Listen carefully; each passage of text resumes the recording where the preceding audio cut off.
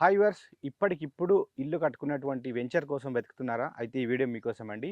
Just ఇండ్లను అనుకున్నటువంటి venture అదే సన్‌షైన్ ఇన్ఫ్రా డెవలపర్స్ వారి ప్రణవి ప్రైడ్ అనమాట. సో ఇది వచ్చేసి మొత్తం 14 acres HMDA and RERA approved venture.